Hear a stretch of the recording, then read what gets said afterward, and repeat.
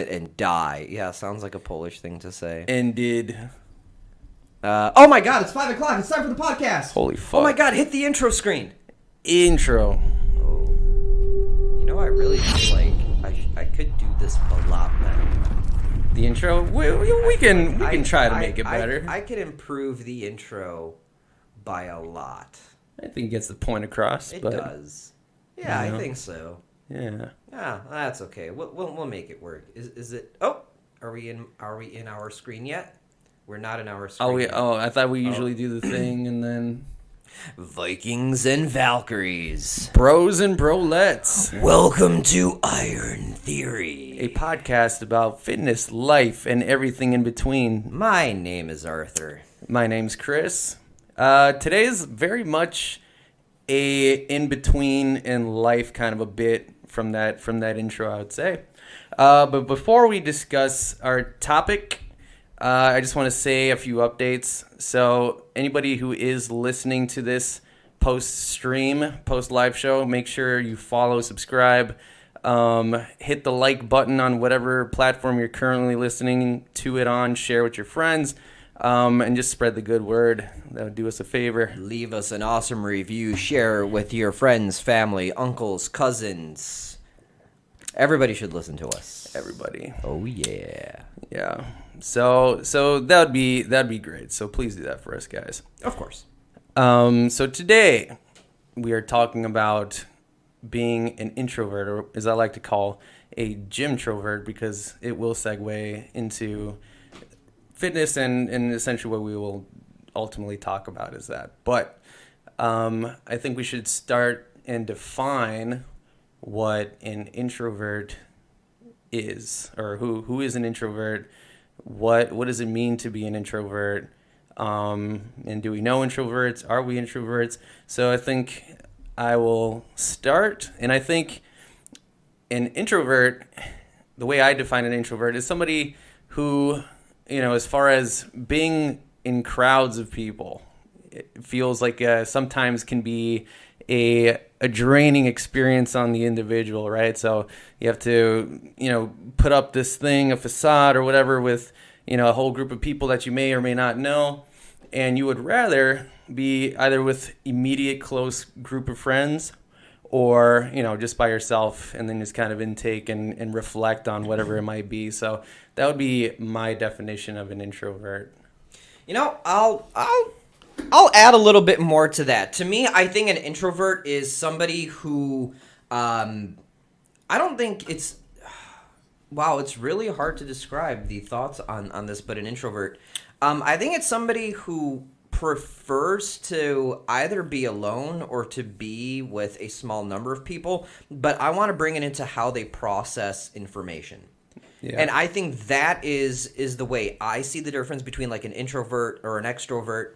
Is introverts, if something happens or if they get a new piece of information or if something changes in life, whatever, in order to process it, they need to kind of sit alone with their thoughts and process it in their own head. Whereas an extrovert would be somebody who needs to externalize and immediately discuss whatever is happening. Let's say, oh my God, your car breaks down and you need to start deciding on a new car. An introvert would just sit there on the computer, look through a bunch of cars, not talk to anybody about it, and just buy a car. Whereas an extrovert would be like, okay, I'm going to talk to everybody. I need to know what cars do they drive. And they would need to externalize their thought process. I like that. I agree with that. I think that's a good kind of take as far as like, somebody who is, as we define two similar definitions, but there's certain things that differentiate, being an introvert. And I would say you have pretty good experience with just different personalities as being a teacher. Would you say, as far as, your students, you have a good pool of students, can you pick out who is and who is not an introvert? Immediately, yeah. But here's the thing. It's not like somebody is just an introvert or just an extrovert, right? Yeah. This is obviously a sliding scale. And I have students who are introverts, but then you put them in a particular group, or you give them a particular topic and suddenly that switch flips. Yeah. And they become totally something else. So I think that this idea of introvert and extrovert, and then there's the people who are ambivert, who are kind of in the middle. It's like a word they made up for themselves. Yeah.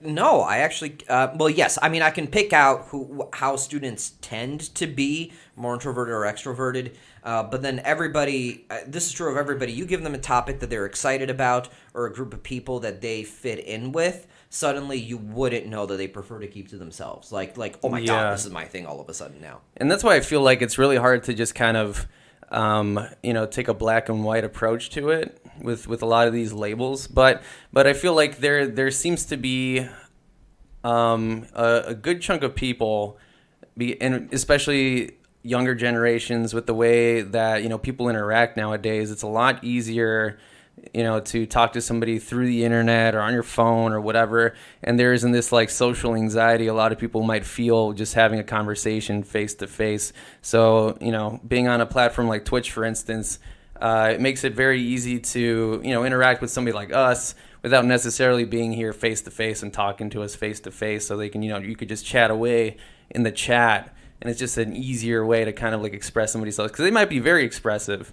But it's just one of those things where they might have this social anxiety where it's just like they won't come off the same way that they can express themselves in the comfort of their room behind a keyboard or whatever, and than they would in person. Because I feel like that's pretty common. Because usually there were some instances where I would meet somebody or talk to somebody through the internet.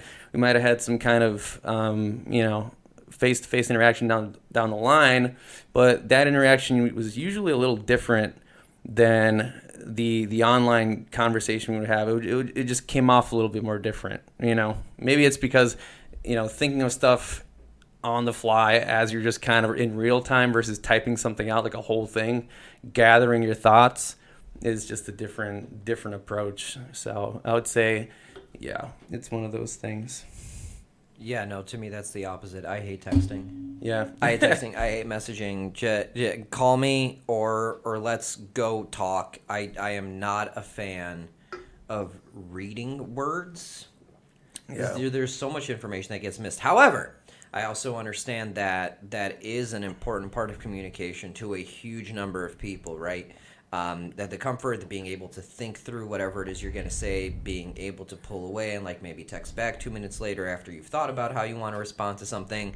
I totally understand how that could most certainly be a more comfortable space for a whole bunch of people. So why don't we take it all the way back to like they're like Zoomers, I feel like might fall into that category. Not everybody, but just because of the things that these Zoomers are really brought up on, the internet age and all this other stuff. Not that we weren't, but let's go all the way back to like grade school and just kind of think back to how we kind of interact. What things did we really do, during those times that might have classified us as an introvert and extrovert? Oh dear God! I mean, we didn't have cell phones until like high school. Yeah, we're of that age. I mean, I would say like for me and my brother, at the time, I mean, we were really heavily into video games, so I feel like that was kind of a precursor to to what would kind of follow as far as like the way we would kind of be interacting with people. And as far as like, being in school, kind of gravitating more towards people who, obviously have the same interests, but then it really felt like an exclusive group of people. Like I wouldn't necessarily just want to go out of my way to talk to, all the jockey kids and all that stuff. And I would only interact, I feel, only if I needed to. But it definitely felt like more like, a chore to me. And I'm thinking about it now, and it is so strange and weird to see how much that has changed. Yeah. Because oh my God, back then being into video games or being into computers and tech, you were part of the out group. Yeah, like that you was were- like, you oh, were the you're a outsider. nerd, you're a geek. Now It's it's such a- not that anymore. Like it's a paradigm everybody shift. plays these games. The discussions between everybody, and I don't care if you're the preppy kid, the gothy kid, the loner, the athlete. It doesn't matter. The conversation is, hey, what's your favorite hero to use? Exactly. Like everybody does it. Like everybody's playing Among Us. Everybody's playing Fortnite. Everybody knows what Minecraft is. The jocks, the nerds, everybody knows. It seems like there was just a shift as far as taking that kind of like undergroundy. I mean, it wasn't that underground because video games were very popular still at the time, obviously. But it definitely felt like something that wasn't necessarily the cool thing to like. So maybe at the time, those introverted tendencies just kind of, spoke to me, and then just kind of being more in that very narrow group of people and not necessarily wanting to branch out because that was the comfort zone for me. Right. And I would even say that for my brother. But as like the school years kind of went by, it definitely felt like it was easier to kind of branch out, so that's why I say it's not such a black and white thing. Now, I'll revert back to those tendencies where I do feel more comfortable just being alone and just doing my thing and like not wanting to talk to anybody for a bit, right? Or working out, and we'll talk about that a little later. But I do feel more comfortable, especially with my job right now. Like, I mean, like that's essentially what I got to be doing is interacting with somebody, But I guess that's also debatable, just because it's like, well, it's my profession and all I have that. a question. Does that feel draining to you? Like needing to be like your job being literally other people. Like your job is to work with other humans. Yeah. Is that like? Do you feel energized after the day? Like, oh my god, look at all these people, or do you feel like, wow, I had a lot of people today? It really depends on. That's why I say it's such a spectrum, because like there are days where it does feel like that. Well, that it does feel like, man, it feels awesome, and I had all these clients and I helped all these people, and then some days it's just like, just like, man, I had a lot of people today. Like it just felt like I was kind of by the skin of my teeth getting out, and then I'm home and I'm chilling now. I feel comfortable again. But for the most part, I would say it's the former. I would say it's more of a rewarding experience. But again, those little tendencies that I'll just kind of have, being me as that. So I would say I do have those introverted tendencies even at work. Yeah, that makes sense. Yeah. So, I mean, for yourself, you're definitely. I would say you are very extroverted. I feel like you are the kind of person that likes to be, around people. But I feel like, would you say like in like party settings and stuff like that, is that a comfortable thing for you? I am the weirdest combination of extrovert and misanthrope. You gotta define that second one for me. Misanthrope is you hate people. Misanthrope, so anthropy of humans, miss as in not a negative. Got it. I am super misanthropic. I do not like most people, but at the same time, I do consider myself an extrovert in that I need to externalize, and I do in some sense feel comfortable in big groups. However, there's a strange caveat to it that plays into my totally self-aware sense of ego. I'm okay being in large groups if I'm the center of attention. Ah, that's interesting. I mean, I always thought that was the thing for you was as long as there was some attention for you, Yeah. you were having a good time, right? If I'm the funny one, This is perfect then if for you. I'm the loud one, then yes, by all means, there could be 10 people in the room, there could be 1,000 people in the room. I don't care. If I'm the center of attention, I'm good. I mean, that explains a lot. I mean, as far as when we go back to like grade school and just like, your specific personality being the person that did have to kind of speak out for a lot of things, whatever the class was, you would speak out, and, annoyed or not annoyed, like that gave you that attention you probably kind of craved. Right? Yes, absolutely. I don't worry. I am very self-aware of it. I don't care. I have no shame about it. I'm annoying. I'm loud. I'm obnoxious. I get it. And I like don't the contrast. Care. Okay, I really don't care. Why do you feel you hate people? Have you always felt that way? Thank you for tuning in. Yeah. Thank you. Yeah. That is an excellent question. Why do I feel like I hate people? Is it certain types of people? I don't know. Or is it just like a cynical thing where it's just like, oh, I ironically hate people. It's quite cynical. Okay, maybe I should say that the number of people that I like to interact with is very small. Yeah.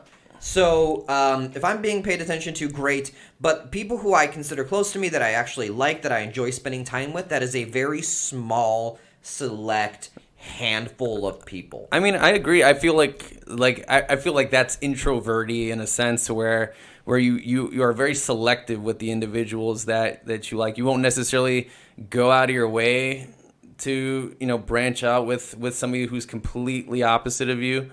Would you say you go out of your way to just, talk to somebody who doesn't necessarily align with your views, to really, really like genuinely want to listen to them? I will talk to anybody once Yeah. for like a minute, and then I will go away very quickly. But I mean, that's It's very hard exactly- for me to make new friends. Yeah. Very Well, there you go.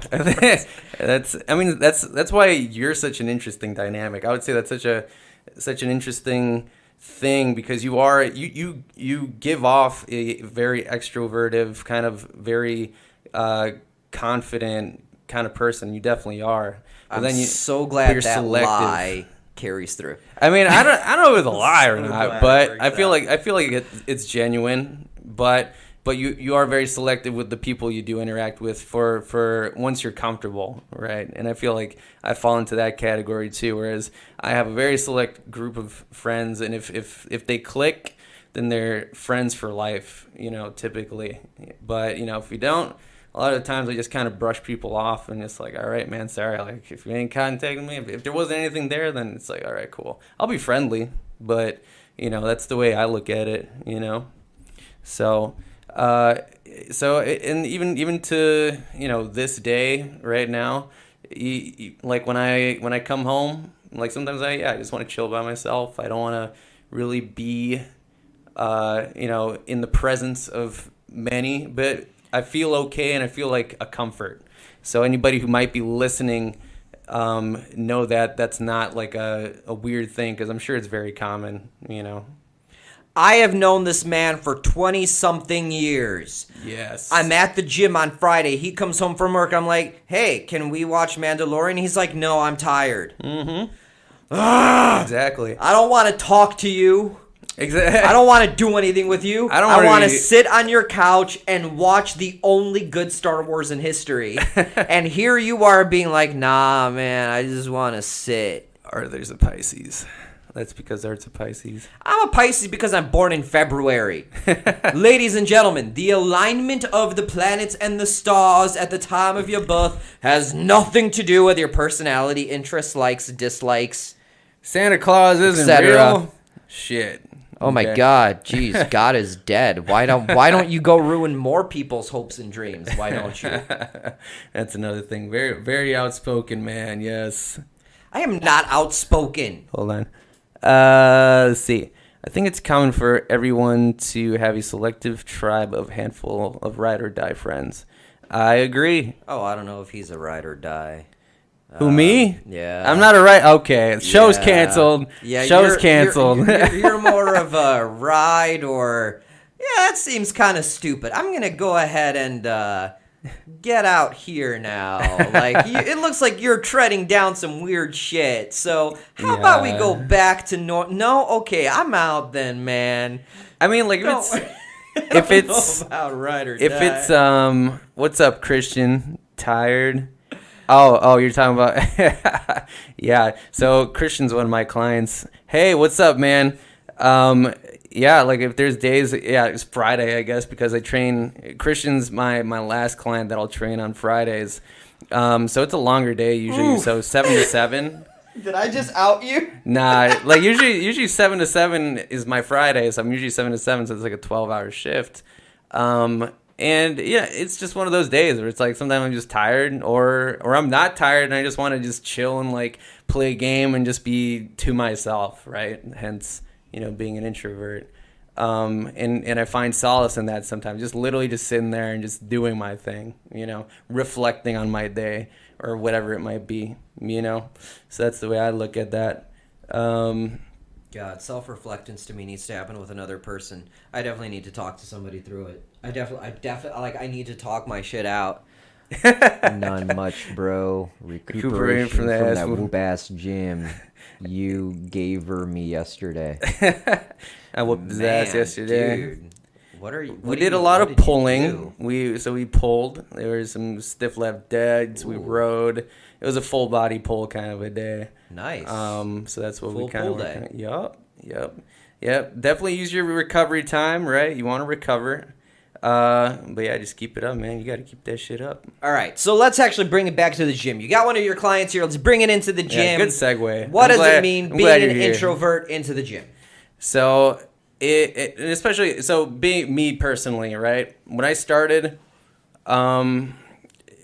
treading these waters, right? The internet was the easiest thing to turn to, right? I don't have to necessarily talk to an actual person. I just have to go on the internet, do my research, and not have to, Go on the internet, do your it was bodybuilding.com and do my research. Who was the first? Wait, oh my God, what actor? He played. Was it Chris Hemsworth? It was a Chris Hemsworth workout. Yeah. It was Again, a Chris Hemsworth. do my research. That is research. Go do your research. Google it. Yeah. So but it was one of those things. Like, I didn't go ask like a fitness professional for real. I just assumed whatever the internet told me at the time was great. Okay, I don't have to interact with anybody. Cool. And then I just shared the knowledge to my club of friends, right? And then we just kind of got our way into the fitness world. So I mean that's kind of the nice thing about now is that there's so much access for people who are introverts to pick up on information through the internet, through various sources, and you don't necessarily have to get out of your comfort zone. But when you actually go into the gym, I feel like there's a different dynamic, because now, there's people. Sometimes you have to interact with these people, right? So you're looking for a machine. You're kind of shy. The environment's kind of intimidating. You see people who are, look athletic, they're strong, whatever it is. So I would say for an introvert, it's kind of an intimidating place to be. But I would say to that person, just take it one step at a time. I would say take it one step at a time, and then just be in the gym enough where you start to feel comfortable. Because just like being at home, isolated or whatever it is, go into the gym, use the gym as your home, right? That's what I would say. Go to the gym, treat it as your home, and then just like your home, just approach everything else just as if you were alone, whatever. See, that's interesting, because you're talking to the person who is just starting to go to the gym, might not be comfortable in there yet, to the introvert just starting at the gym. Like, when I thought Gymtrovert, when you first talked to me about this, I immediately imagined the Gymtrovert. And I should explain what this is. Before Rona shut everything down, well, my gym's still open, but I'm not touching equipment right now. Yeah. I'll die. But there was this dude who goes to Iron Mind Gym in Chicago, which is my usual gym. He goes in, doesn't really talk to anybody, does his workout, is stupid strong. I mean, this dude warms up with 600 pounds on the bar and then just leaves like it was nothing. Yeah.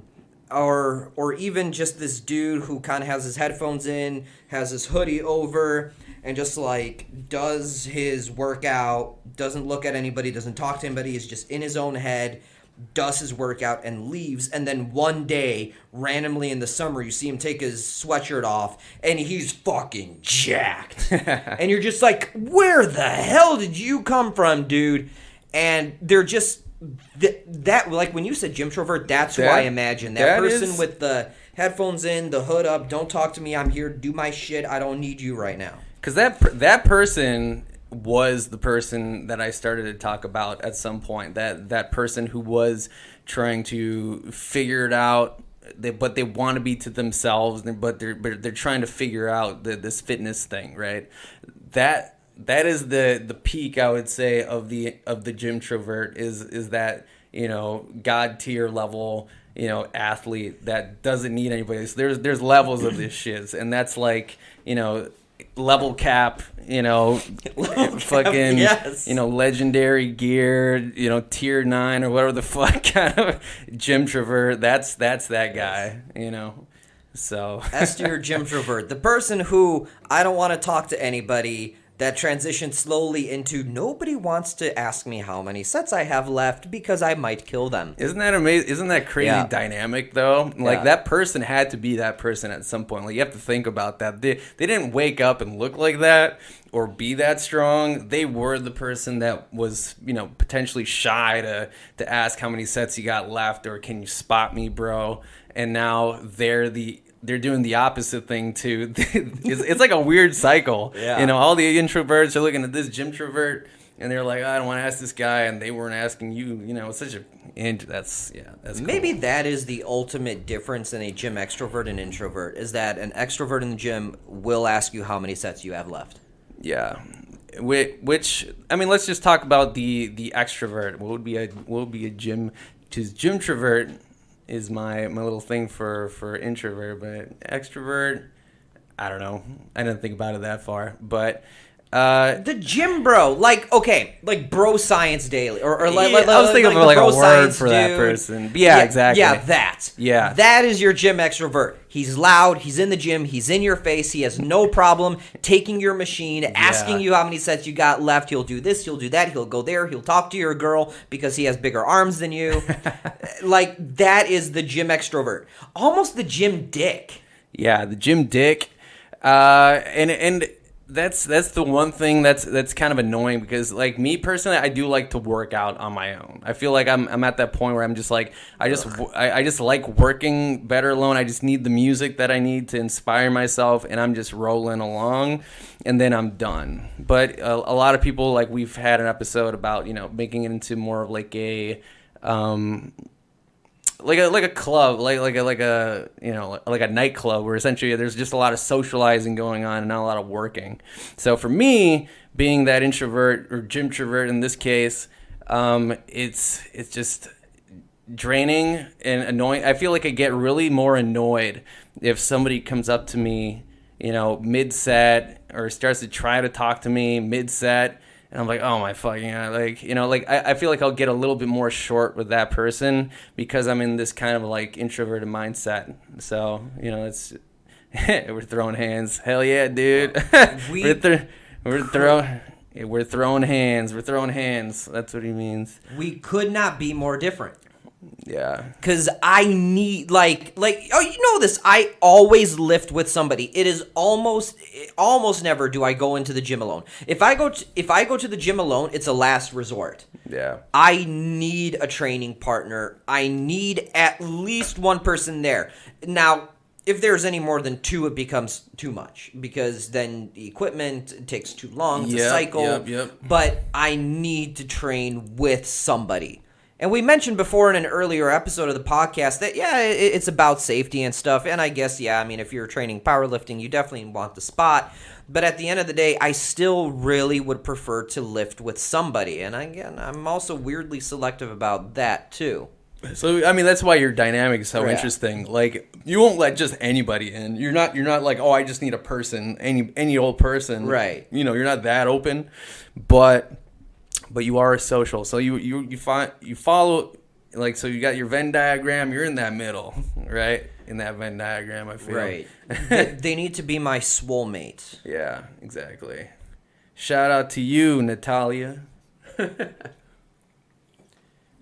Cheers. Cheers. But yeah, I've attempted to work out. Like, I've worked out with you, but usually when we would work out anyways, we would still branch out. Like, unless we needed like a spot or something, that would be the only like case scenarios where we would truly, and we'd still do now time to time work out, obviously, but Well, I mean, a lot of that is also because we have very different goals and sets and rep schemes and stuff like that. And to be fair, when I do your routine, I die, and when you do my routine, you tend to hurt. Yeah. So I think it's just unhealthy for us. Like just a little small doses of that once in a while. What's the bullshittery I made you do last time we worked out together? Like a 400-pound squat, box squat, or some shit. I don't know about that heavy, but I remember I hurt you. Yeah. But it was we were doing the one time I remember I thought I definitely hurt myself was when we were doing the yoke walk thing. Or what do you call that thing? The yoke walk. The big contraption. Yeah, the yoke. Yeah, Yeah. I thought Oh my my spine God. was like cracking, dude. Well, how much like weight did I put on that? It was like 500, 600 pounds. It was a lot. And I had my little belt on, and I'm walking with this thing. Like, I'm just gonna try to paint a picture for people who are listening to this. And so I get under this bar, and it's this really thick bar. Think about like if you've ever been to a park and you just took one of those poles from the swing set and threw that shit on your back, like that was the thickness of that bar. It's a moderately sized tree. Yeah, so you have a little what kind of tree would that be? Like an aspen, you know. Aspen. You're the it doesn't get too ecologist. wide. Yeah. You know, it's about yay diameter. You know? So you throw the trunk of an aspen tree on your fucking back. And then you load that thing up with a bunch of weight, and then you just start to walk with that thing. And so keep in mind, you're walking with, 400-something pounds or whatever it was. So you're just trying not to let all that weight shift to one side and herniate you, and you got this belt on. So I felt like there was like some kind of disc pressure. Sounds wonderful to me. For like a week, 2 weeks. Sounds like a great workout. It's a common thing in strongman. Totally. Those people do it with like 1,100 pounds, and Genetic you're fucking freaks, hurting after man. 400. But that was an experience. That was definitely an experience. Next time we ever go to Barbell Compound, we should try it. So what you're trying to tell me is that if you work out with me, you might have to sign a waiver about severe injury and or death. Exactly. Yeah. It's like those haunted houses you have to sign waivers for. Just like that. But haunting these gains. Yes, I promise I will not sue if I have a heart attack. Exactly. It's like, I promise I will not hate you if you break my spine. Because I totally probably might. Well, let's bring it in. Let's bring it in. What can an introvert or gymtrovert do to be a bit more successful in the gym? So I guess I'll start.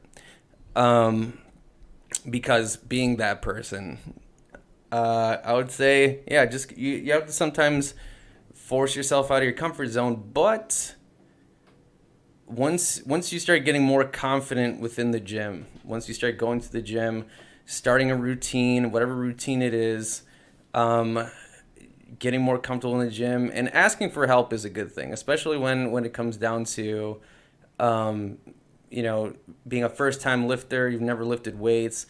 The internet's great, and it will get you maybe 65-75% of the information to apply. But I mean, to actually apply that information, it takes practice, and there has to be, I feel like, some kind of outside source to kind of guide you with that, at least in the beginning, until you're comfortable with those things. So I would say don't be shy to do that, because everybody in that gym, again, has been in that beginner situation. So even if you're feeling this social anxiety, as you progress, that's going to slowly go away. You're slowly going to become more comfortable. And you know what? If you are unsure of yourself, if you went on the internet and you know something just doesn't feel as right as the person who was explaining to you how the lift should go, if you can, I mean, if you have the money, if you have the resources, many gyms will even do a free trial training session. So if you go to a chain gym, many other times they will give you one free training session, and nonetheless, like, actually go talk to a personal trainer. Like, you don't have to establish a whole relationship. You don't have to sign up for like 15 things right off the bat, but if you just want to make sure you're doing things right, talk to somebody who it's their job to help you. You know, they're not some random dude bro who will teach you how to bench incorrectly. Yo, what's Go up? to them, ask them, like Chris here, ask them, like, hey, I would like a session, maybe 2, just to kind of make sure I'm doing everything right. They'll be happy to do that for you. So you mentioned the students that you had, once they're in their element, they're very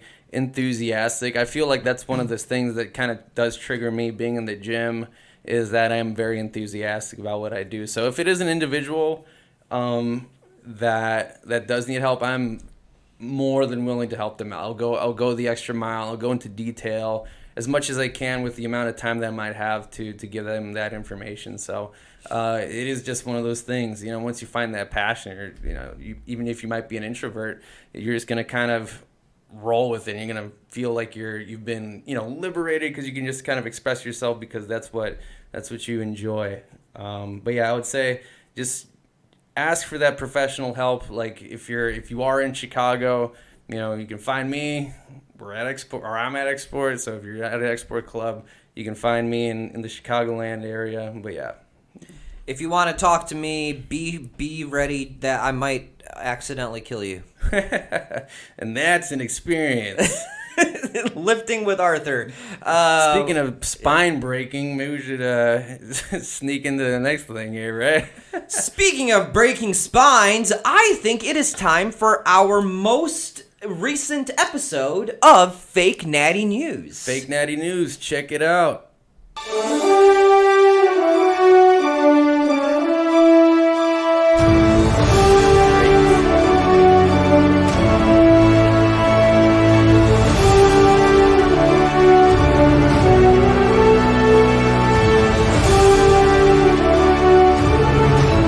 Yeah, I love it. All right, you start this one. Oh, I do. Okay. Mm-hmm. Welcome to Fake Natty News Network, your most trusted source for irrelevant news. My name is Jack Mycock. And I am A.S. Muncher. These are your top headlines for the week. Strongman competitors Eddie Hall and Hafthor Bjornsson are set to compete in a boxing match in September and are both stepping up their preparation. Eddie Hall, in a recently released video on his YouTube channel, showed the viewers his new bionic arm. Due to a torn bicep sustained in 2019, his arm is now replaced with a fully pneumatic battering ram powered by a 6,000 kilowatt motor. Eddie explained he looks forward to testing his new limb by tearing down an entire English village and then beating down that cheeky Icelandic lad. Hafthor was not immediately available for comment, as he was training in the halls of Svolhalla, imbuing himself with the power of Mjolnir. As it turns out, an old Icelandic tradition believes this boxing match will bring about Ragnarok. Cool. In other news, Neil Chong, professional gamer who is known as SKZ in the fighting game community for the popular game Street Fighter, was impressed to learn the game mechanics carry over to real-life fights. An unknown assailant attempted to break into Neil's Singapore home, wanting to steal his sick game rig. Neil heard something sus while he was cooking in his kitchen. Years of game trained his reflexes. He yoga teleported next to his rig and pulled a spinning pile driver on the would-be robber. As the failed robbery came to a close, the assailant begged for mercy. When explaining to the local police what happened, Neil quoted his favorite Street Fighter character and said, "Sotai zero gu kido shimasu, buah, waga na wasesu." This has been Fake Natty News. Stay tuned for more updates next week.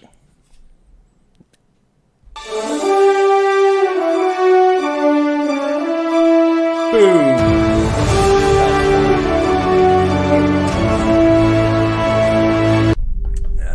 Oops. Oh, you accidentally hit the wrong screen. Oops, yeah. What are we going to do? Speaking of hitting the wrong screen, I can't believe I was in the gym and I am